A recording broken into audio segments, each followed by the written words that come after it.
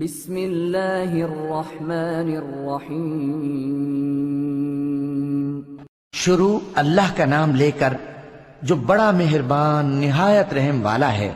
یہ ایک سورہ ہے جس کو ہم نے نازل کیا اور اس کے احکام کو فرض کر دیا اور اس میں صاف صاف آیتیں نازل کی تاکہ تم یاد رکھو۔ بدکاری کرنے والی عورت اور بدکاری کرنے والا مرد جب ان کی بدکاری ثابت ہو جائے تو دونوں میں سے ہر ایک کو 100 درے مارو، اور اگر تم اللہ اور روز آخر پر ایمان رکھتے ہو تو اللہ کے قانون کو نافذ کرنے میں تمہیں ان پر ہرگز ترس نہ آئے،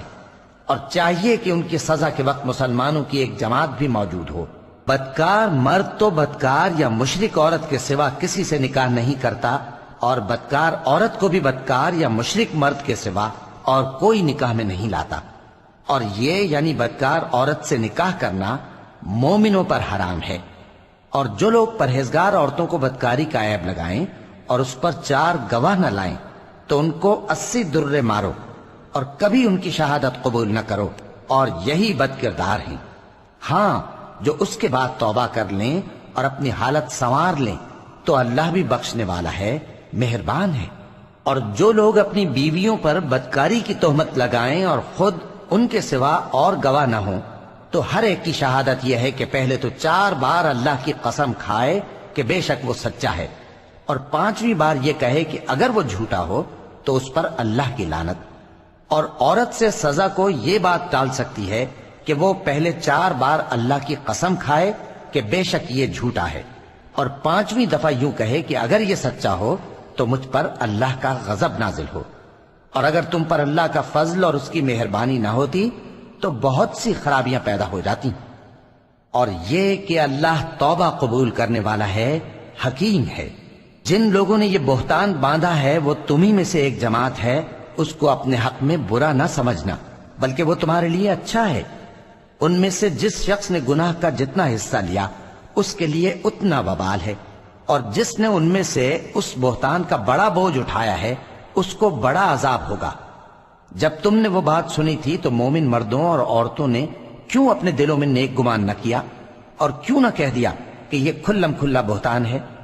یہ بہتان لگانے والے اپنی بات کی تصدیق کے لیے 4 گواہ کیوں نہ لائے؟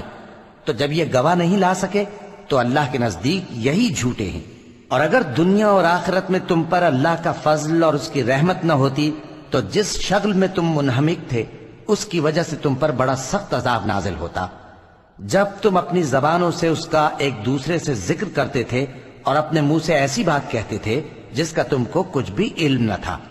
اور تم اسے ایک ہلکی بات سمجھتے تھے، حالانکہ اللہ کے نزدیک وہ بڑی بھاری بات تھی۔ اور جب تم نے اسے سنا تھا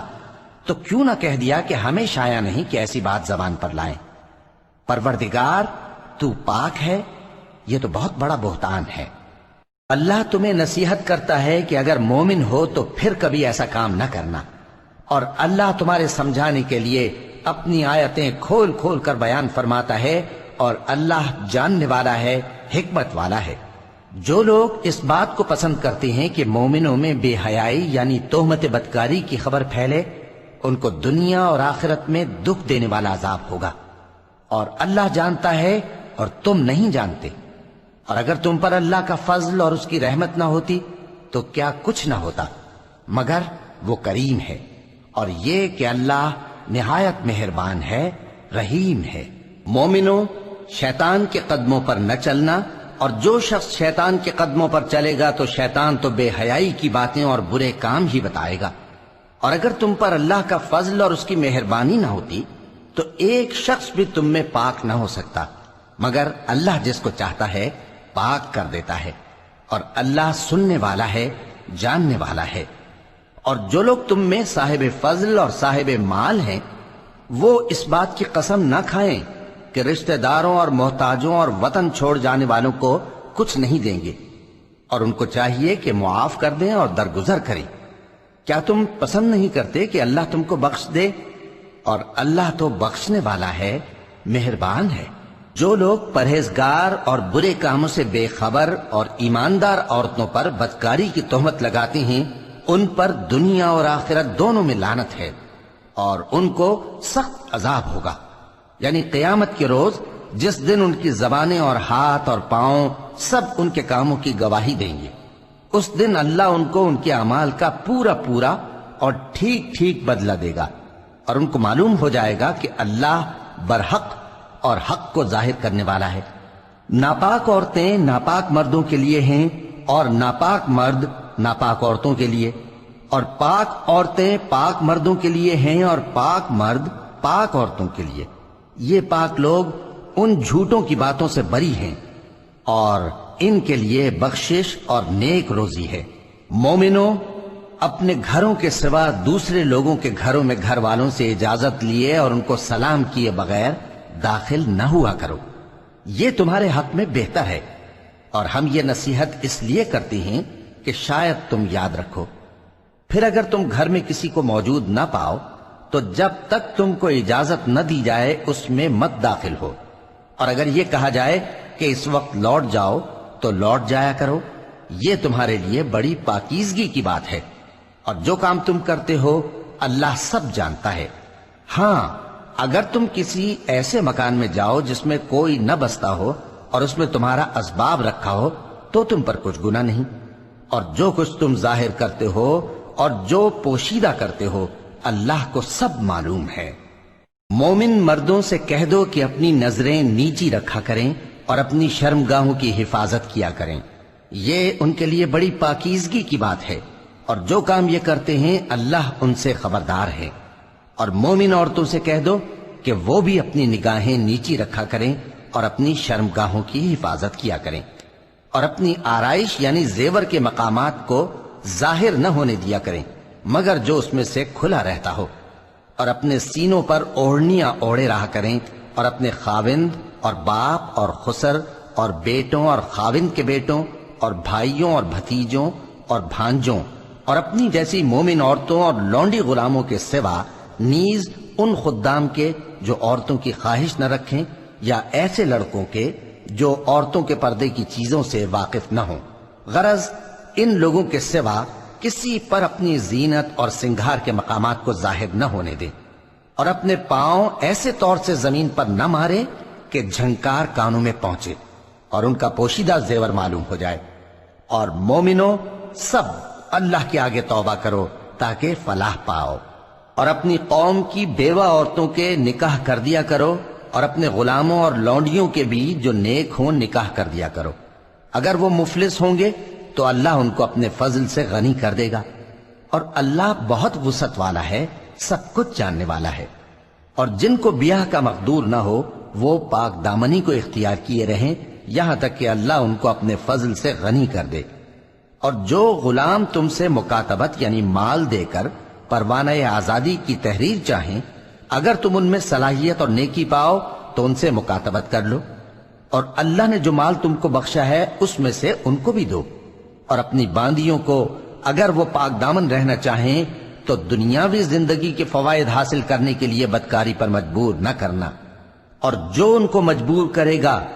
تو ان بیچاریوں کے مجبور کیے جانے کے بعد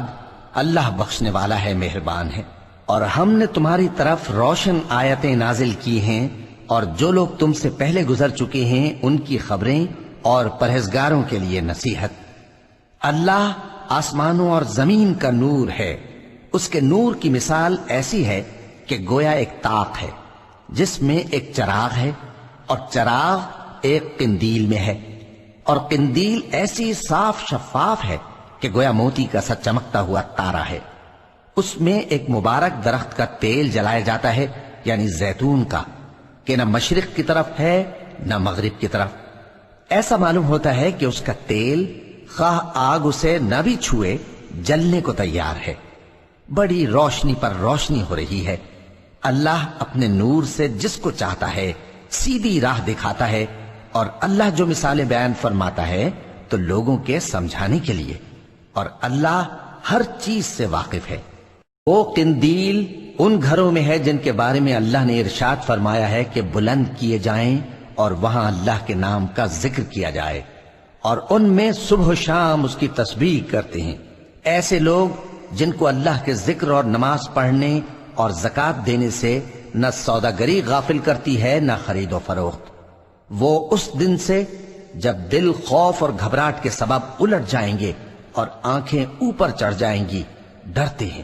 تاکہ اللہ ان کو ان کے اعمال کا بہت اچھا بدلہ دے اور اپنے فضل سے زیادہ بھی عطا فرمائے،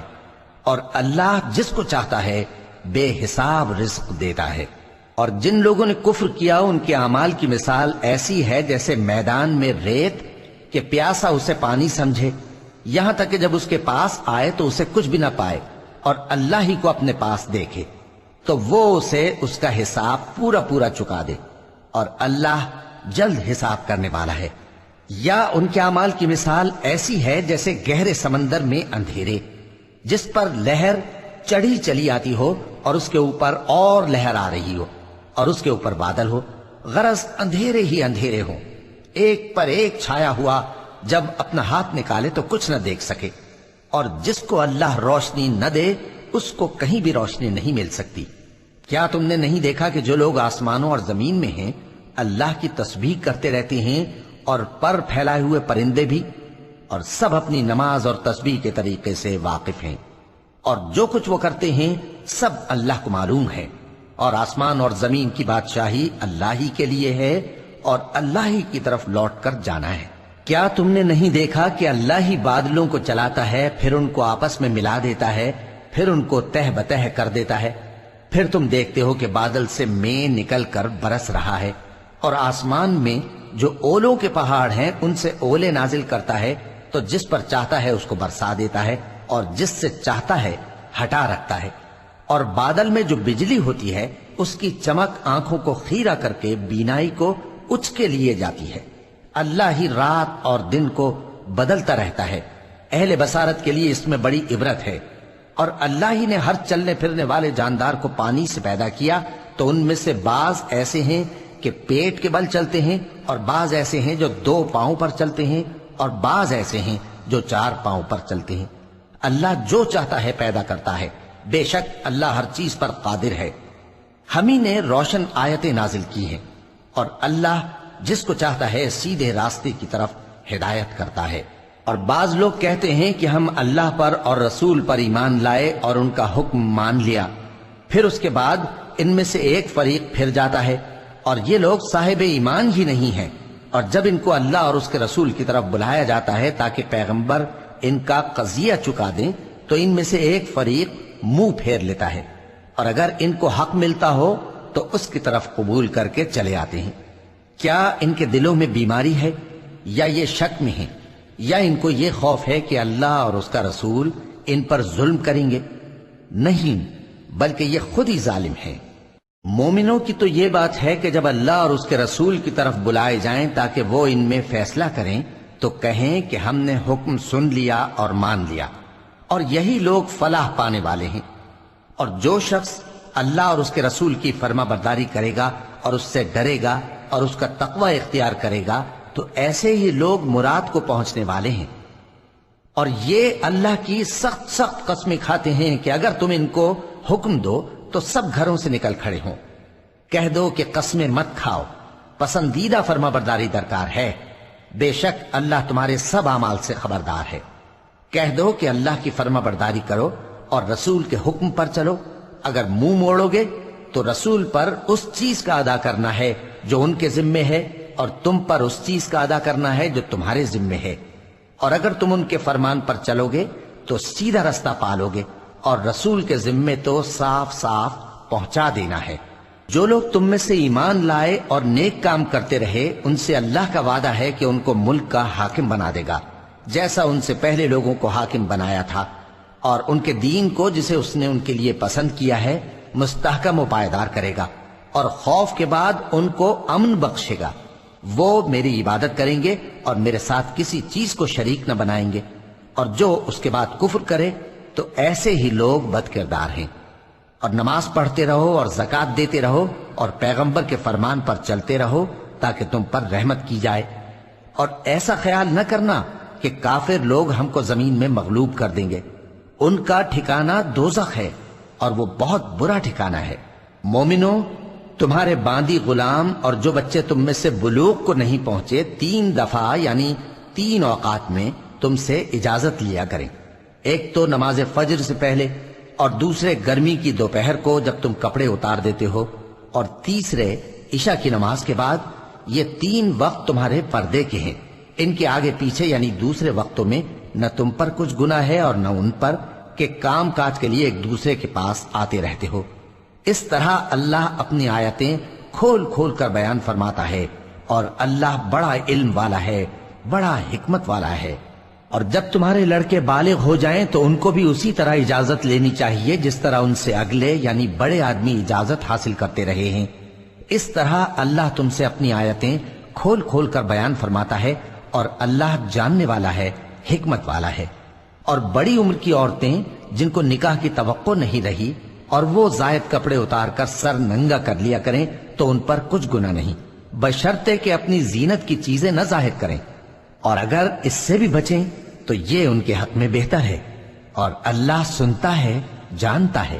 نہ تو اندھے پر کچھ گناہ ہے اور نہ لنگڑے پر اور نہ بیمار پر اور نہ خود تم پر کہ اپنے گھروں سے کھانا کھاؤ، یا اپنے باپ دادا کے گھروں سے، یا اپنی ماؤں کے گھروں سے، یا بھائیوں کے گھروں سے، یا اپنی بہنوں کے گھروں سے، یا اپنے چچاؤں کے گھروں سے، یا اپنی پھوپھیوں کے گھروں سے، یا اپنے ماموں کے گھروں سے، یا اپنی خالاؤں کے گھروں سے، یا اس گھر سے جس کی کنجیاں تمہارے ہاتھ میں ہوں، یا اپنے دوستوں کے گھروں سے۔ اور اس کا بھی تم پر کچھ گناہ نہیں کہ سب مل کر کھانا کھاؤ یا جدا جدا۔ پھر جب گھروں میں جایا کرو تو اپنے گھر والوں کو سلام کیا کرو، یہ اللہ کی طرف سے مبارک اور پاکیزہ تحفہ ہے۔ اس طرح اللہ اپنی آیتیں کھول کھول کر بیان فرماتا ہے تاکہ تم سمجھو۔ مومن تو وہ ہیں جو اللہ پر اور اس کے رسول پر ایمان لائے، اور جب کبھی ایسے کام کے لیے جو جمع ہو کر کرنے کا ہو پیغمبر کے پاس جمع ہوں تو ان سے اجازت لیے بغیر چلے نہیں جاتے۔ اے پیغمبر، جو لوگ تم سے اجازت حاصل کرتے ہیں وہی اللہ پر اور اس کے رسول پر ایمان رکھتے ہیں۔ سو جب یہ لوگ تم سے کسی کام کے لیے اجازت مانگا کریں تو ان میں سے جسے چاہا کرو اجازت دے دیا کرو،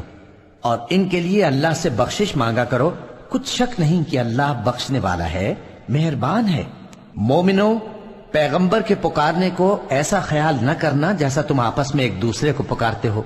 بے شک اللہ کو وہ لوگ معلوم ہیں جو تم میں سے آنکھ بچا کر کھسک جاتے ہیں۔ تو جو لوگ ان کے حکم کی مخالفت کرتے ہیں ان کو ڈرنا چاہیے کہ ایسا نہ ہو کہ ان پر کوئی آفت پڑ جائے یا تکلیف دینے والا عذاب نازل ہو۔ دیکھو، جو کچھ آسمانوں اور زمین میں ہے سب اللہ ہی کا ہے۔ جس طریق پر تم ہو وہ اسے جانتا ہے، اور جس روز لوگ اس کی طرف لوٹائے جائیں گے تو جو عمل وہ کرتے رہے وہ ان کو بتا دے گا، اور اللہ ہر چیز سے واقف ہے۔ صدق اللہ العظیم۔